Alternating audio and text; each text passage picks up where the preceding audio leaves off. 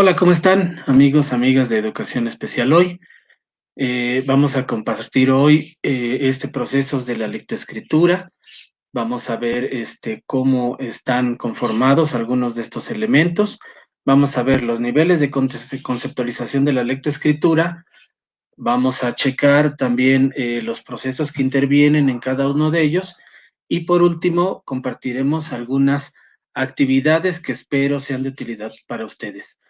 Voy a proyectarles aquí una presentación.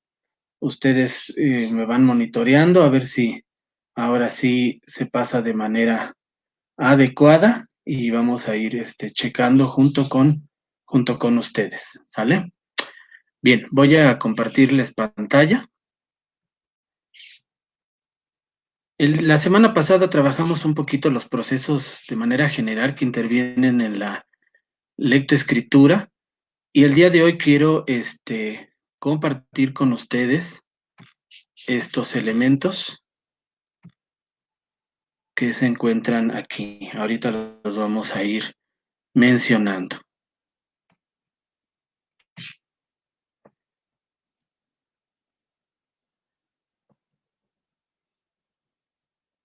Espero ustedes los puedan ir viendo. Si no, que me manden algún mensajito para poder saber si está la presentación. ¿Sale? Que se encuentra. Ok, vamos a ir empezando. Entonces, vamos a ver lo que son los niveles de lectoescritura y procesos y actividades. Al parecer sí se ve bien. Vamos a ir corriendo las imágenes. Estoy ahí monitoreando que se puedan ver. Excelente. Bien, primero quiero agradecer a mis compañeros maestros especialistas de la SUDEI donde yo trabajo, que entre todos construimos este material de una manera diferente, pero traté de organizarlo para que ustedes lo puedan contemplar. Nosotros somos de la UDEI 191 y 198 y aquí están mis compañeros que me apoyaron para poder realizar estos elementos, ¿no?, que estamos aquí compartiendo con ustedes. Y bueno, vamos a empezar con los niveles o procesos, ¿no?, de lectoescritura, cómo están estos conformados, pero también primero quiero recordar algunos elementos que habíamos visto la vez anterior y que no se pudo ver de manera adecuada. Lo vamos a ir checando, ¿sale?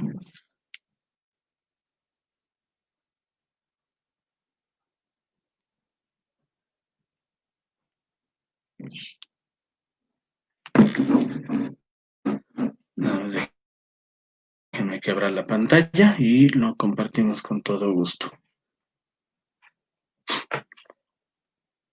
Decíamos que hay procesos muy concretos del cerebro que intervienen en este proceso.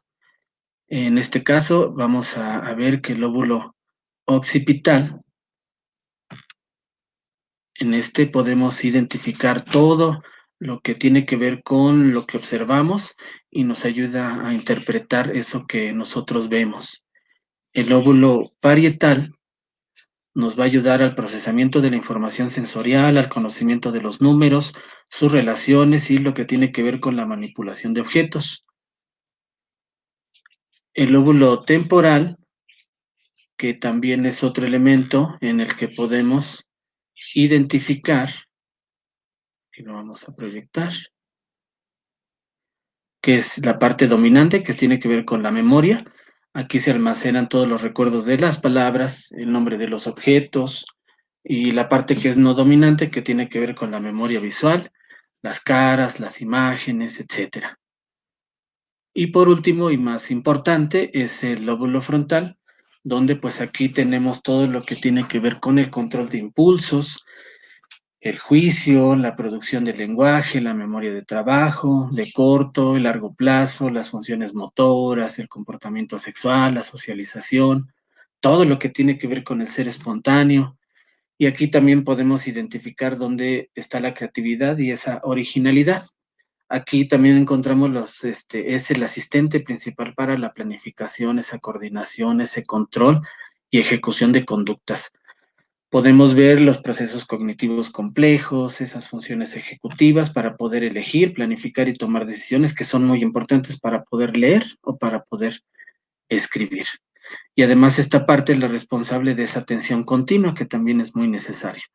También hablamos de los procesos mentales inferiores, y estos, pues decíamos que son los que con los que nacemos, son esas funciones naturales y que genéticamente todos tenemos determinadas, ¿no? Y que tienen que ver con la memoria, la atención y esa inteligencia básica, pero también contamos con procesos mentales superiores, y estos se van adquiriendo y se van desarrollando a través de todas las interacciones sociales y además mediadas por la cultura, ¿no? Que es como logramos el lenguaje y la comunicación en un contexto. Hasta ahí vamos bien, ¿verdad? Y bueno, pues aquí vamos a seguir con esta presentación. Vamos a empezar con el nivel presilábico, ¿no? Que es el más complejo. Aquí hay algunas imágenes que igual ustedes podrán ver de manera más específica. Les voy a compartir la presentación para que ustedes la tengan. La voy a agregar ahí a un link para que ustedes puedan entrar y verla de manera directa. ¿En qué consiste el nivel presilábico? ¿Qué hacen las niñas y qué hacen los niños en este proceso? Bueno, primero vamos a encontrar que este se divide en subniveles, ¿no? En eso se divide, perdón. Aquí encontramos el nivel primitivo, que es donde pues no, nada más son puros garabatos. Aquí podemos entrar al nivel gráfico, que puede representar una palabra o algo que escribe con un rayón, con una pequeña grafía o intento de grafía, o varios intentos de grafía, y también el unigráfico. También podemos encontrar en este nivel garabatos y dibujos, pseudografías, escrituras sin control de cantidades, escrituras fijas, cantidades variables con repertorios fijos, cantidades variables y repertorios variables, valor sonoro inicial, etcétera, etcétera, que ahorita lo vamos a ir describiendo poco a poco. Esos son los elementos que íbamos a ir encontrando. También tenemos que analizar algunos criterios que tienen que ver en la inclusión de esta escritura. Primero, vamos a encontrar que los signos gráficos van a ir cobrando, todo eso que va escribiendo el niño va a ir cobrando algún significado. Y la mayoría de las veces va a estar relacionado o acompañado de dibujos. Por eso es importante las actividades que hemos ido realizando. Ponerle un referente para que él tenga dónde poder concretar lo que va a escribir y además con qué lo va a representar. Los niños también van a insertar a veces el dibujo como para estar seguros que de esa manera pues se dice el nombre de lo que corresponde con lo que ellos están escribiendo, ¿no? Como aquí vemos en este ejemplo. También vamos a ir viendo que poco a poco en esta escritura este niño se va a ir alejando del dibujo, ¿verdad? Y va a empezar a tener una mayor cercanía a lo que es la escritura, ¿no? Y va a ir relacionando lo que él escribe con el dibujo, aunque ya no lo tenga presente. Va a empezar a diferenciar claramente los dibujos de su escritura, ¿no? Ya va a empezar a separar, ya no necesariamente va a ser el dibujo para representar lo que quiere decir, sino ya va a empezar a representarlo de alguna forma, con alguna forma, a lo mejor del objeto, ¿verdad? O algún trazo que se parezca o se asemeje al objeto, pero va a empezar a darle algún sentido. Hay varias grafías también que puede utilizar para poder formar un nombre, ¿no? Él se va dando cuenta en el proceso que necesita varias grafías para poder representar una palabra. Y entonces es cuando él empieza a dibujar, a poner pseudografías a lo mejor, para poder representar un objeto. A veces también esto se acompaña por el tamaño del objeto, no por el tamaño de la palabra. Por ejemplo, si dijéramos hormiga y dijéramos elefante, la palabra larga pues es hormiga, pero ellos hormiga lo escribirían con menos letras, porque así representarían el objeto, y el elefante a lo mejor con más letras, ¿no? Por el tamaño. Que esas son de las variables que vamos a ir encontrando cuando ellos escriben, ¿no? Y también cuando leen, ¿no? Y además les digo, ya van dejando fuera el objeto, van representando con más dibujos y de alguna manera pues ya empiezan a ir darle contorno también a estos elementos de imágenes que ellos van utilizando. Y también, bueno, pues en este sentido, cuando ellos ya van identificando como más elementos gráficos, pues ya empiezan a reconocer el nombre y los relacionan con los signos gráficos que van acompañando el dibujo o que se encuentran impresos en un portador de texto y dicen los nombres de los objetos y los asocian a las palabras que dicen de lo que son las cosas que ellos están representando, ¿no? Como esto que yo les decía ahorita del elefante y hormiga. En la medida que ellos van avanzando en este nivel presilábico, pues también empiezan a ir teniendo ya algunas escrituras diferenciadas. Y aquí hay algunas características. El niño va a tratar de representar siempre esas diferencias de significado mediante diferencias, ¿no? De la escritura. Él va a intentar ya, aunque tenga un repertorio similar de pseudografías, las va a ubicar a lo mejor de diferente manera, ¿verdad? Para poder representar, o las va a representar dependiendo del tamaño, era lo que yo les decía, el tamaño de la letra, de la palabra, lo va a ir asociando. A lo mejor ocupa las mismas grafías, pero la cantidad es la que va a ir cambiando, es la cantidad la que varía. Y esos criterios de inclusión, bueno, vamos a ver su repertorio de grafías que el niño posee, que es lo que él conoce, y esas posibilidades de variar en la escritura, que es lo que hace un momento yo les comentaba. Y entonces el niño va a ir encontrando alguna correspondencia entre la escritura y la lectura, ¿no? Va a empezar a suponer que la palabra al escribirla empieza con un sonido y termina con otro, que eso también es lo que él va a ir haciendo en todo este proceso.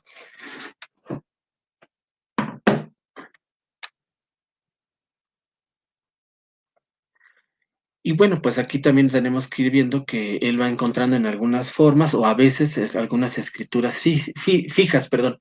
Aquí es de suma importancia que exista un control en cuanto a las cantidades de grafías para representar el nombre de algo o de alguien, que era lo que aquí comentábamos, y se va a manifestar en esa propia producción del niño y luego aparece como una demanda que producen otros, ¿no? O sea, ya empiezan a tener esa representación con lo que escriben otros para poder justificar lo que ellos escriben, ¿no? Y le van a dar esa variabilidad también en cuanto a la cantidad de grafías que van a utilizar.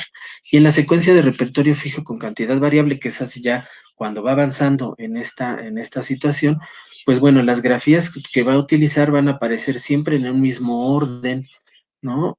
Como aquí, si se dan cuenta, aquí hay varias oraciones, incluso, bueno, hay 2 oraciones y 2 palabras, y si se dan cuenta, esta grafía es la que se repite, ¿no? Que ese es como un indicio de este repertorio fijo con cantidad variable. El repertorio fijo, si se dan cuenta, es es la segunda, en todas aparece, incluso esta cuarta que está aquí también aparece en algunas, ¿no? A eso es lo que le llamamos este repertorio fijo y con cantidad variable. Fíjense aquí que aquí pone más letras, como es una oración, aquí también pone algunas y miren acá. Si se dan cuenta, esas son el repertorio fijo con cantidad variable, ¿sí? A esto se refiere. Pero también podemos encontrar algún otro tipo de grafías como, bueno, cantidad constante con repertorio variable, ¿no? Esta cantidad de grafías va a ser constante para las escrituras, pero se usan recursos de diferenciación cualitativa, si se dan cuenta aquí, ¿no? Aquí hay un poquito más de variable, miren, aquí este repertorio es variable, si se dan cuenta, ¿sí?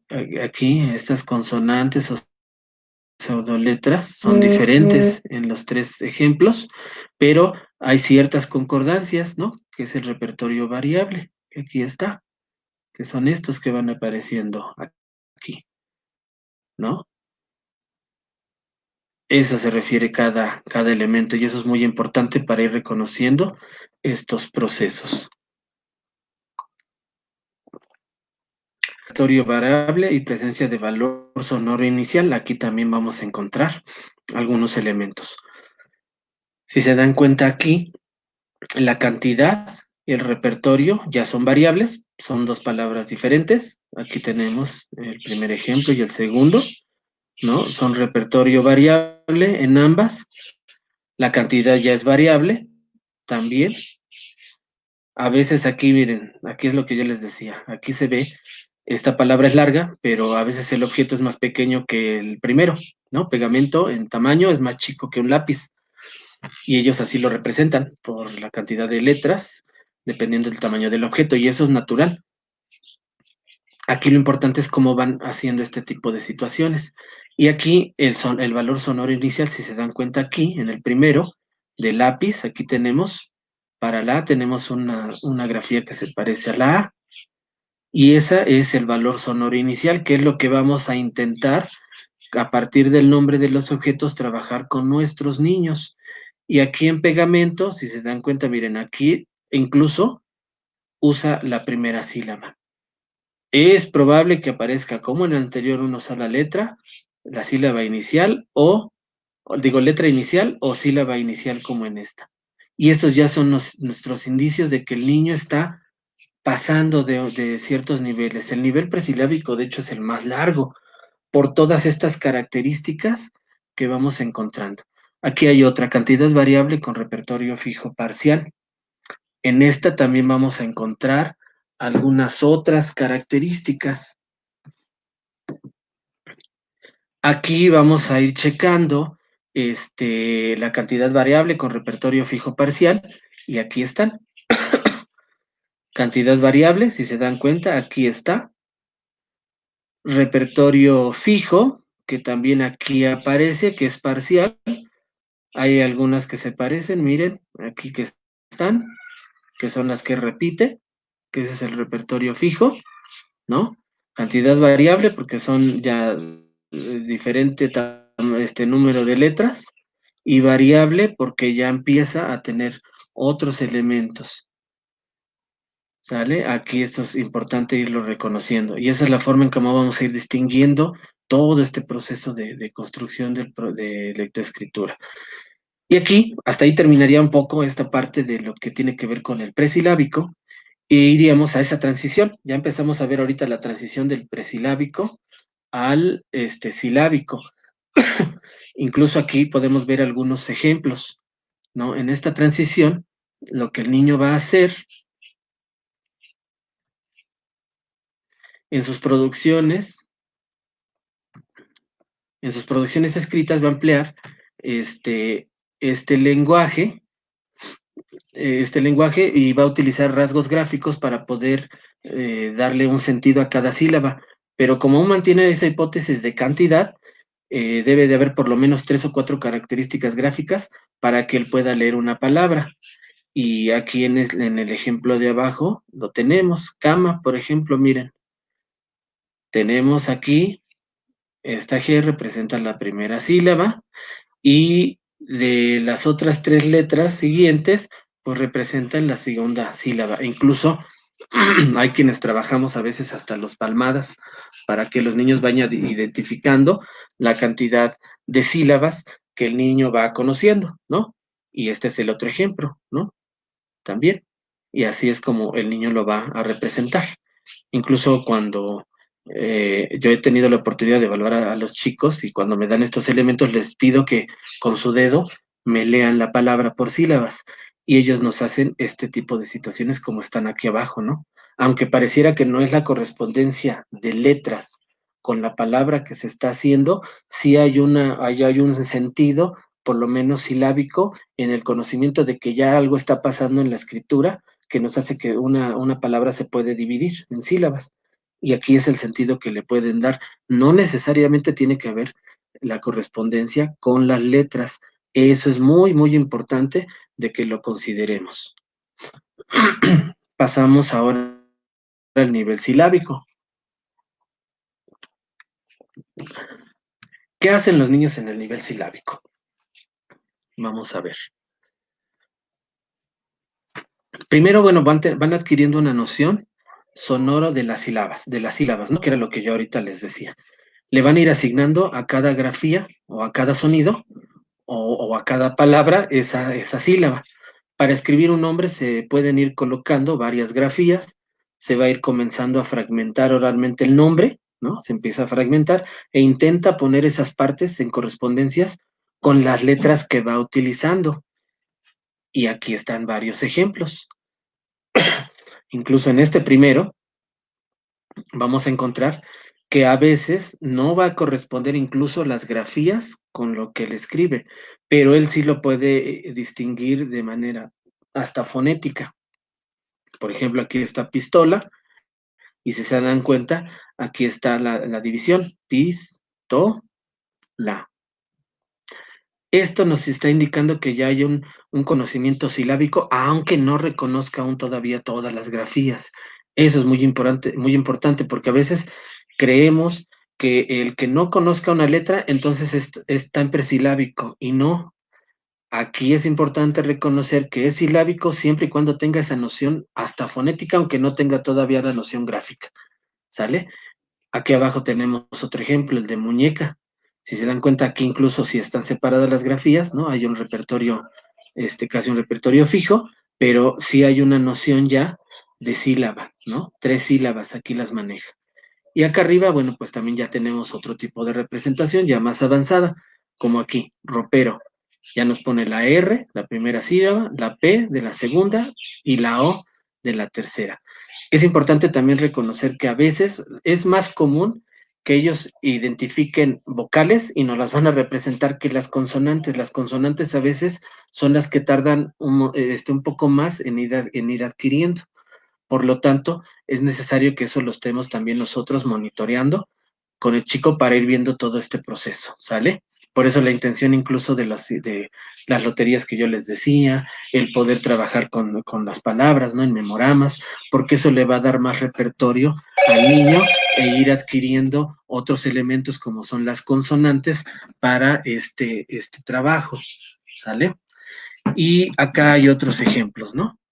También tenemos aquí mandarina, si se dan cuenta la M, la L, aunque no es la grafía, sí está representando la sílaba, la R con la I, la representa con la E y la INA. Si se dan cuenta, aquí es este silábico también es inicial, ya tiene aquí, pero este además tiene otra característica que los anteriores. Aquí ya hay, empieza a haber otro sentido también de las letras que va utilizando, como en el de arriba, ¿sí? Y así sucesivamente. Aquí hay más ejemplos para que ustedes puedan irlos checando. Les decía que les voy a dejar la presentación para que ustedes la puedan tener también y la puedan compartir. Ahora pasamos igual a este nivel silábico. Perdón, aquí era ya el silábico alfabético. Ahí ya no le puse, lo voy a corregir y en la presentación ya queda. ¿Qué vamos a encontrar en este nivel ya silábico alfabético? Es una estructura a partir de sílabas, ¿no? Pero pues va a presentar algunos errores a la hora de ir escribiendo. Ya va a tener mucho más repertorio, ¿verdad? Y sobre todo ya va a ir adquiriendo mucho más consonantes para poder tener estos elementos que le van a ayudar en la escritura. Escribe la mayor parte de la palabra, que esa es otra, también a veces ya la va a escribir casi completa, va a tener algunas fallas o en sílabas o en letras.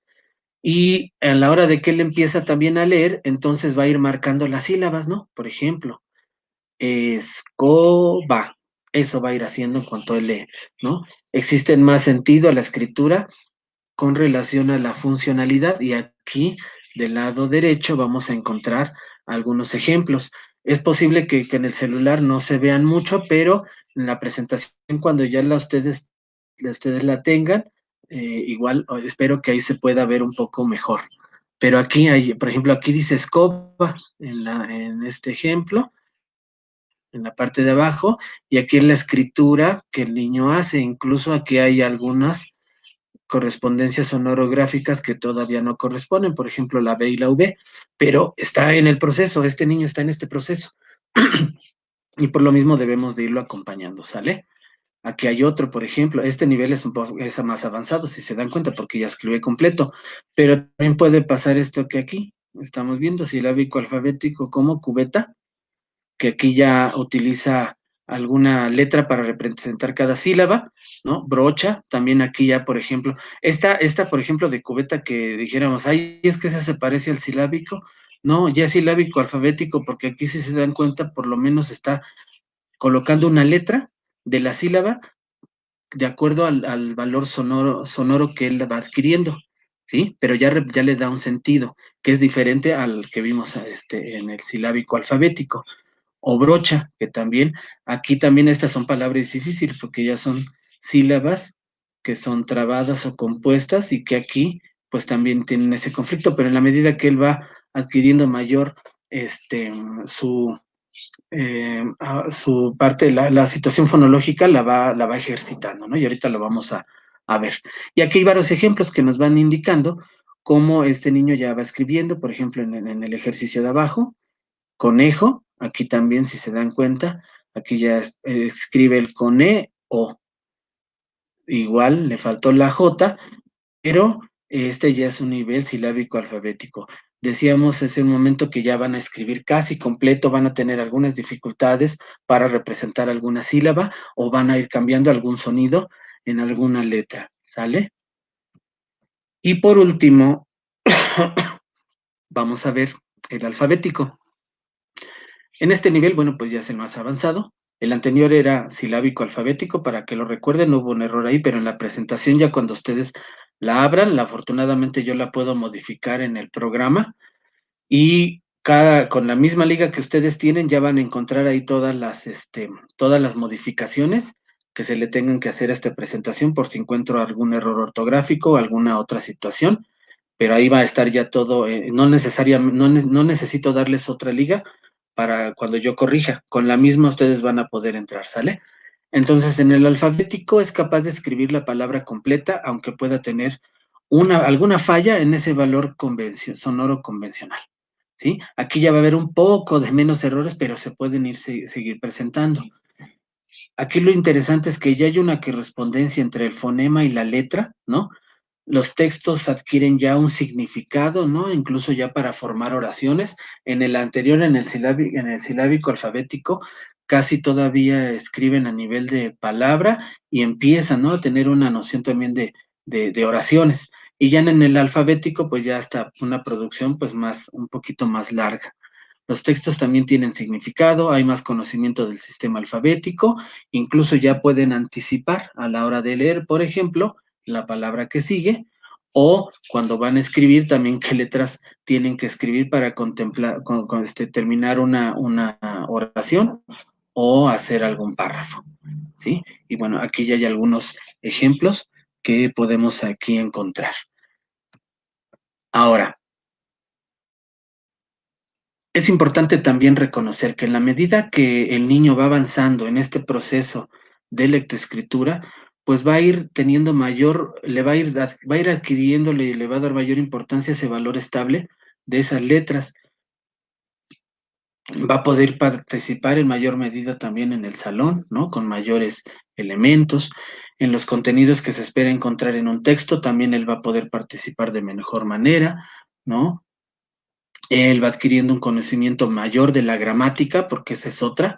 Primero tenemos que respetar su proceso natural, pero en la medida que él va practicando y nosotros lo vamos guiando, pues ya va adquiriendo toda la parte gramatical de manera más convencional, ¿no? También va adquiriendo mayor conocimiento de esas conversaciones ortográficas, ¿no? También eso es importante reconocerlo.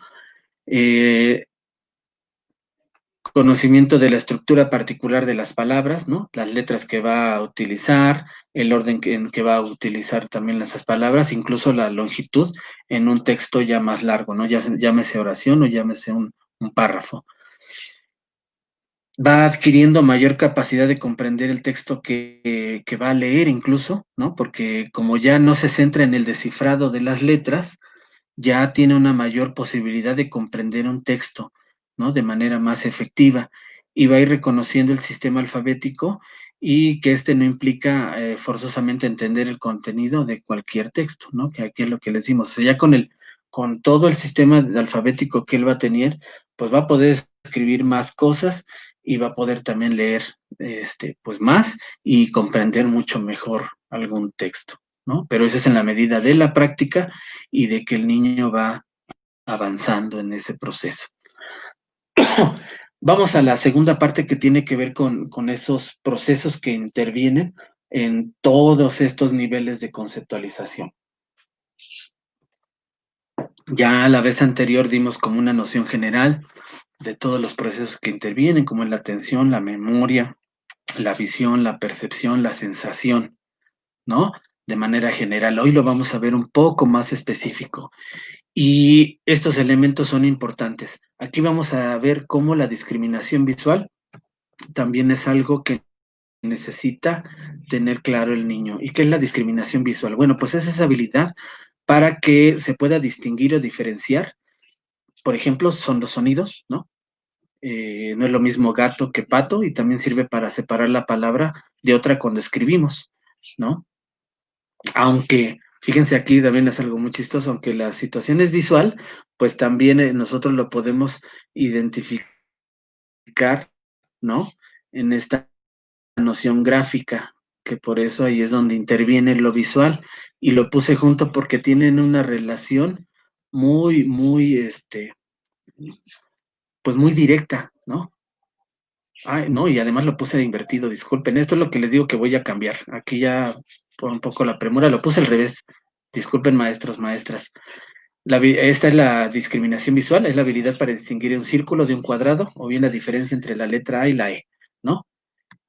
Y la anterior, una disculpa, lo puse al revés, puse el visual en el auditivo, pero en la hora que lo corrige ahí lo vamos a anotar, ¿vale? Entonces aquí es esta habilidad para distinguir la diferencia entre los sonidos, ¿no? Que esa es la discriminación auditiva.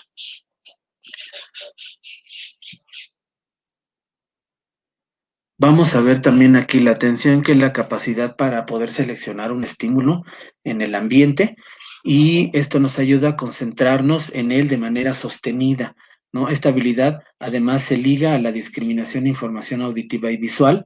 Si el niño no observa los detalles de la escritura, cuál es la diferencia entre la B o la D, por ejemplo, entonces va a haber un error en esa escritura y es algo que tenemos que ir también poniendo atención. Si el niño no escucha, si discriminación auditiva no está bien, pues entonces él va a tener errores a la hora de que trate de escribir. Si también no hay una buena percepción, discriminación visual, pues también va a haber error.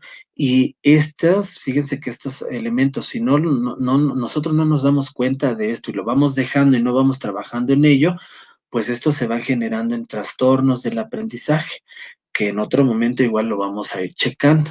Pero esos son los elementos que tenemos nosotros que considerar y estar siempre atentos, incluso también en la atención, ¿sale?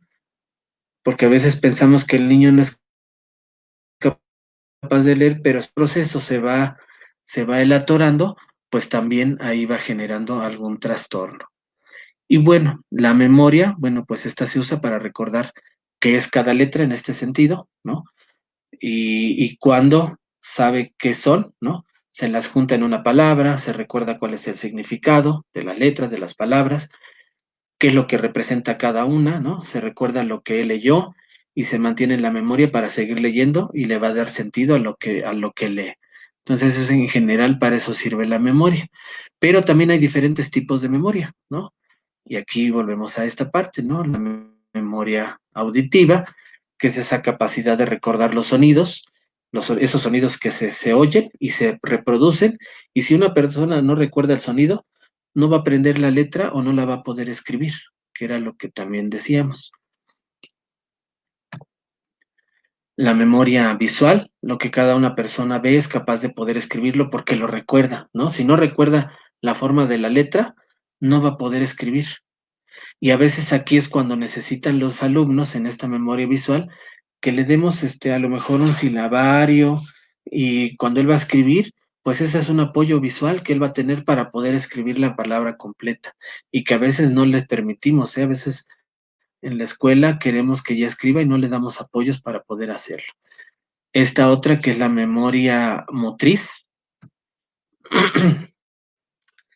Y aquí, pues también es importante porque esto nos va a generar el recordar las secuencias de movimientos que se requieren para llevar a cabo una actividad. Los niños que tienen alguna dificultad en esta área no recuerdan la secuencia del movimiento que necesitan para escribir una letra. Y eso también ahí, eso les va generando dificultades en la escritura. Y son cosas que nosotros a veces no nos damos cuenta, ¿verdad? Y es lo importante estarlo checando. Otro, la memoria de corto, mediano y largo plazo. ¿Para qué sirve en la escritura? Bueno, pues nos permite ir guardando, recordando lo que se va leyendo o lo que se va escribiendo para darle un significado, ¿no?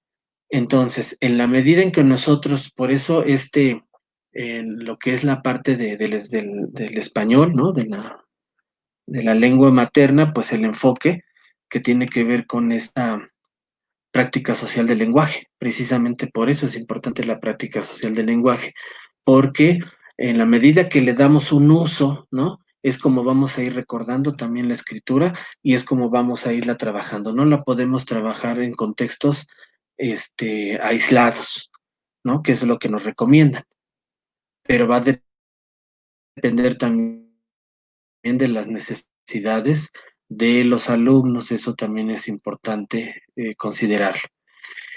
Y bueno, también necesitamos en estos procesos también que favorecen la lectoescritura, bueno, aquí hay un elemento, la información visual y el vocabulario, ¿no? Que esto se refiere a la habilidad para poder describir el significado de los sonidos que se escuchan, ¿no?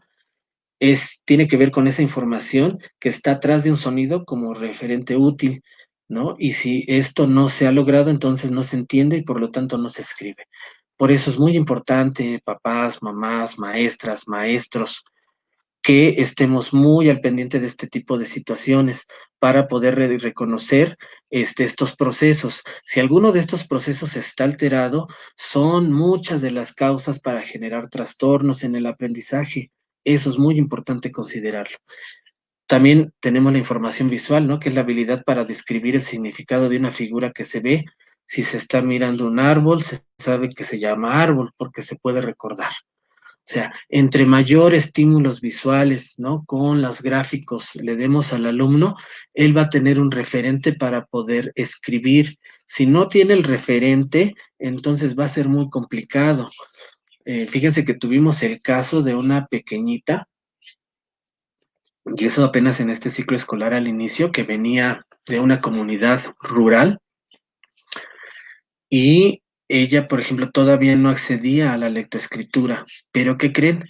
Que no había mucho conocimiento del entorno y de los objetos.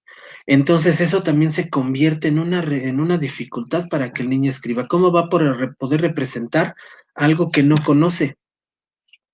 Si no tiene el conocimiento del objeto de las cosas, también no va a poder representarlo. Y si hablamos de lectoescritura, no va a poder escribirlo ni va a poder leerlo, porque no sabe qué es. Es como cuando el ejercicio que les puse la semana pasada, que era un instructivo y que era el lenguaje ahí se me fue el nombre. Bueno, sí, estaba en otro idioma, ya se me olvidó el idioma que estaba, pero estaba en otro idioma y si yo no tengo los referentes del idioma, pues no voy a poder saber qué significa todo lo que está ahí escrito. Sí sé que hay un sistema de escritura ahí, pero no lo puedo codificar. Y lo mismo pasa con los niños. Si no tienen el referente del contexto, no va a poder codificarlo y no va a poder representarlo. Eso es muy importante. Y bueno, pues vamos a ver ya. Esos serían ya los procesos que intervienen. Son algunos, pudiera haber más, pero esos igual son los que le puedo compartir ahorita. Vamos a trabajar también estas habilidades previas a la ejecución de la escritura y la lectura. ¿Cuáles son? Bueno, pues aquí están algunas. Está la lateralidad. ¿Por qué es importante la lateralidad? Bueno, porque es la capacidad que tiene para ubicarnos en el espacio. También vamos a aprender a que ubicar los objetos, arriba, abajo, delante, atrás, izquierda, derecha, que eso es necesario para que cuando el niño escriba, pues tenga toda esa situación de ubicación, ¿no? El esquema corporal, también es la habilidad para localizar las partes de su cuerpo, ¿no? El nombre y su función, y es importante para definir algunos trazos, ¿no? Por ejemplo, en este, ¿no? El lugar de la bolita, ¿en dónde va? En la P o en la B, hacia abajo o hacia arriba. Y eso también es muy importante y son nociones que a veces, pues también no consideramos. La coordinación motora fina, ¿no? Que es la capacidad para realizar movimientos finos, ¿no? Para insertar, picar, rayar, cortar, pegar, iluminar. Y esta coordinación se debe, es muy importante porque es lo que nos va a dar el sentido de la correspondencia entre ojo y mano. Y esta es muy importante para el trazo en la escritura. ¿Sale? La coordinación motora gruesa. Aquí también vamos a encontrar que vamos a poder, son movimientos más grandes como el brincar, el correr, el caminar, bailar. Y esta coordinación nos va a ayudar también a esos movimientos del cuerpo y del espacio para poder llegar al movimiento fino, ¿no? A esa coordinación fina para la escritura. También tenemos la articulación, que esta nos permite pues el movimiento de los músculos, por ejemplo, pues hablando de los dedos, de las manos, pero también la lengua, los dientes, la boca, ¿no? Para poder tener una mejor representación de sonidos, porque también esa es la otra, ¿no? Otra situación. Para algunas, si ustedes son maestras de lenguaje o tienen conocimiento del lenguaje, también a veces, como hablamos, es como escribimos. Y los músculos involucrados también para el habla, pues son muy importantes también para la lectoescritura, ¿sale? Eso también es muy importante recordarlo. El lenguaje, aquí, bueno, pues es esta capacidad que se tiene para comunicarse con los demás, ¿no? Y si se tiene problemas de lenguaje, no se entiende lo que se dice y no se puede expresar lo que se quiere decir, ¿no?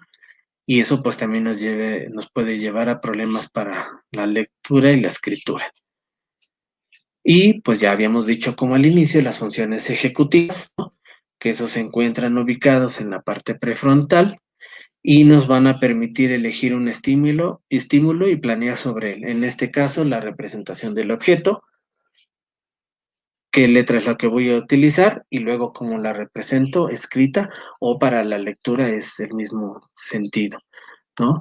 En el caso de la escritura es importante porque se recurre a la memoria para representar el objeto y la elección de las letras y se determina cuáles van a ser, y a través de esa voluntad, de esa planeación y esa ejecución, bueno, pues vamos a llegar a escribir.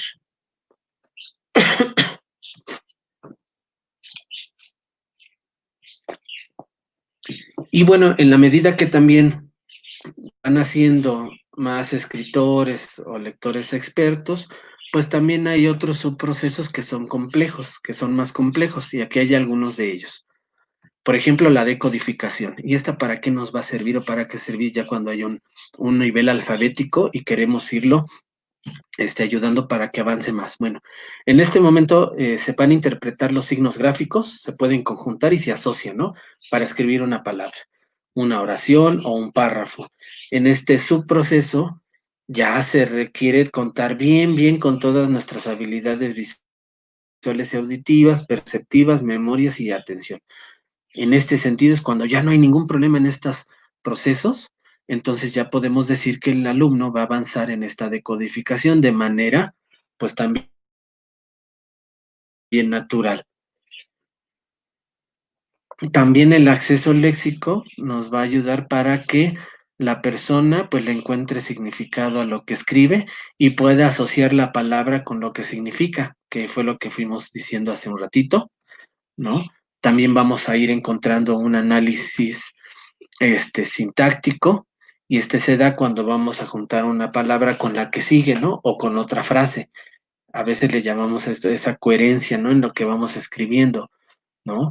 Cómo le vamos dando continuidad en una oración a lo que vamos a escribir, y eso también le da sentido y nos ayuda a la comprensión, y no solo de las palabras, sino de oraciones completas, ¿no?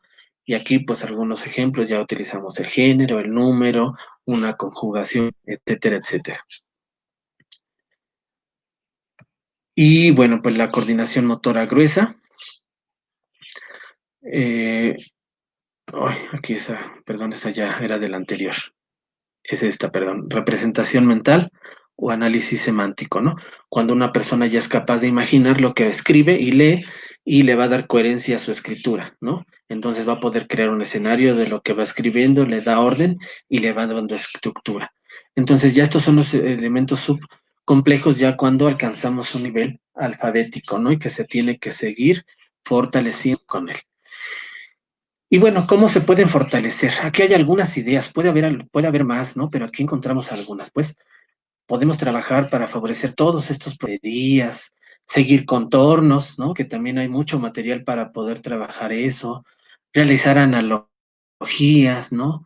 Actividades de sensopercepción, ¿no? Y aquí en estas habilidades, bueno, pues también podemos trabajar con diferentes materiales como arena, plastilina, masa, etcétera, ¿no? Palabras, crucigramas, etcétera, etcétera, etcétera. Entonces hay muchos materiales que podemos trabajar para poder fortalecer estos procesos y como yo les decía la vez pasada, son una herramienta para que accedan a la lectoescritura. No quiere decir que si yo los pongo a jugar con estos, van a aprender a leer y escribir. No, estos elementos nos van a ayudar para que cuando las acerquemos a la lectoescritura, ellos tengan mayores herramientas en sus procesos cognitivos para poder acceder a estos procesos gráficos, ¿no? Y de decodificación. Eso es muy importante también tenerlo muy presente. Y bueno, para estos niveles y procesos, ¿qué es lo que se puede trabajar? En el nivel presilábico, bueno, pues podemos trabajar el abecedario. El niño tiene que aprenderse las letras. Desafortunadamente, para adquirir el código, sí es necesario aprendernos las letras, ¿no? Lo hemos venido comentando. Entonces, aquí sí la repetición y la mecanización no la podemos hacer a un lado, es necesaria. También podemos tener láminas con referentes del objeto, que fue lo que estuvimos haciendo en la primera actividad que les compartí, utilizar alfabetos móviles, imágenes con palabras, ¿no? Con otros elementos, por eso el memorama, por eso también yo les decía que utilizáramos las loterías, los portadores de texto y el nombre propio también, que es algo con el que podemos estar fortaleciendo, ¿no? Estas son algunas de las actividades que podemos usar. Para el nivel o proceso silábico, pues también podemos utilizar los alfabetos móviles, completar palabras, esta correspondencia entre imagen-texto, tablas silábicas como apoyo, ¿no? Portadores de texto en diversas situaciones cotidianas, los dictados, ¿no? Con sílaba directa. Esta utilidad del texto escrito también es importante. Ya pueden aquí empezar a copiar. También la copia les ayuda para favorecer esa percepción, esa atención, ¿no? En el silábico alfabético, bueno, pues también el alfabeto móvil, ¿no? El completar palabras a partir de sílabas, alternando consonantes y vocales, ¿no? Dictados de palabras, corregir con apoyo del docente, llevando a la reflexión de la escritura. Aquí es muy importante ya la retroalimentación, porque aquí ya el niño tiene la noción de la escritura y necesita esos apoyos para poder ya ser alfabético, ¿no? También se pueden utilizar textos para identificar letras, que pueden ser vocales, consonantes, palabras, frases, etcétera.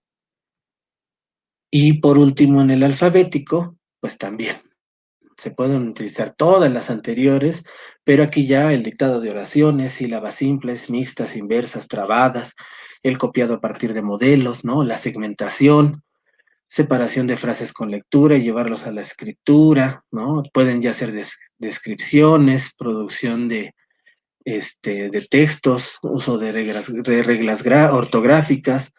Es muy importante seguir trabajando la retroalimentación, el identificar palabras en oraciones, el orden de las oraciones, completar oraciones, ¿no? Palmeado de palabras y así, ¿no? Estas son algunas de las actividades que ustedes podrían, podrían trabajar, ¿sale? Y bueno, pues aquí están la referencia también de donde sacamos esta información que les estamos compartiendo. Y pues bueno, eso sería como parte de nuestra sesión del día de hoy. Sí, fue un poco extensa, pero me parece que sí arroja muchos elementos que ustedes pueden considerar para este proceso de la lectoescritura y que sí es necesario fortalecer. En días siguientes lo que vamos a tratar de ir es, les voy compartiendo.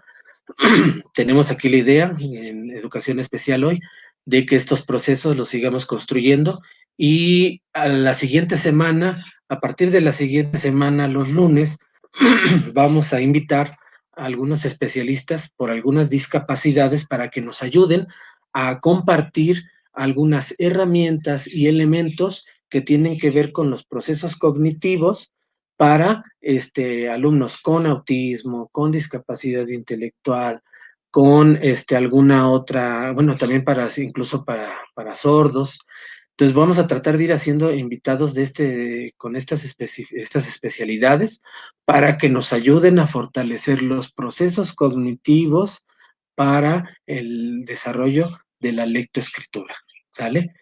Bueno, sería todo. Muchas gracias por los mensajes, por sus palabras. Gracias a todos.